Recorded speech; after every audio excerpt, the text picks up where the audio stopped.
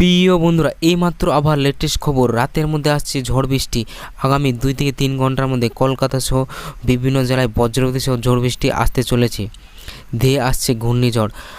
আন্দামান সাগরের উপর তৈরি হয়েছে ঘূর্ণিবর্ত ক্রমশ শক্তি বাড়িয়ে ইতিমধ্যে উড়িষ্যা ও হলুদ সতর্কতা জারি করা হয়েছে বলে আবহাওয়া সূত্রে খবর।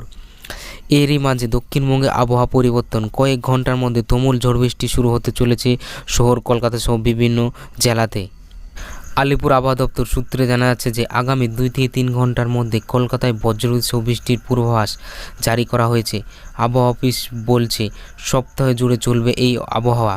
শনিবার পর্যন্ত কলকাতা, হাওড়া, হুগলি, উত্তর 24 পরগনা, দক্ষিণ 24 পরগনা, পুরুলিয়া, পূর্ব মেদিনীপুর, পশ্চিম মেদিনীপুর, ঝাড়গ্রাম, বাঁকুড়া, পূর্ব বর্ধমান, পশ্চিম বর্ধমান, বীরভূম, নদিয়া, মুর্শিদাবাদ বজ্রবিদ্যুৎ সহ বৃষ্টির সম্ভাবনা রয়েছে।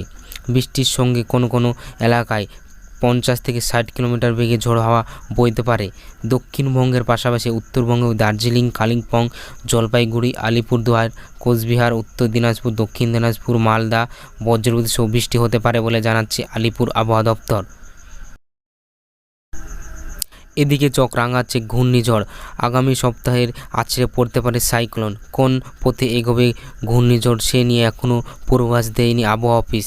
শনিবার থেকে এ ব্যাপারে স্পষ্টভাবে কিছু বলা সম্ভব হবে বলে মনে করছেন তারা। আইএমডি বলছে ঝড়ের ল্যান্ডফল নিয়ে এখনও পূর্বাভাস নেই। কোন এলাকাতে ক্ষতিগ্রস্ত হবে তা এখনও স্পষ্ট জানা যাচ্ছে না। পরিস্থিতির দিকে নজর রাখা হচ্ছে। তো বন্ধুরা, এই ভিডিওটিতে অবশ্যই একটি লাইক করবেন। নিত্য নতুন আবহাওয়ার খবর পাওয়ার জন্য অবশ্যই চ্যানেলটিকে সাবস্ক্রাইব করবেন এবং বেল নোটিফিকেশন অন করতে অবশ্যই ভুলবেন না এবং এই ভিডিওটা আপনাদের প্রিয়জনদের সাথে অবশ্যই শেয়ার করবেন। তো বন্ধুরা, ভিডিওটি সম্পূর্ণ দেখার জন্য আপনাদেরকে অসংখ্য ধন্যবাদ।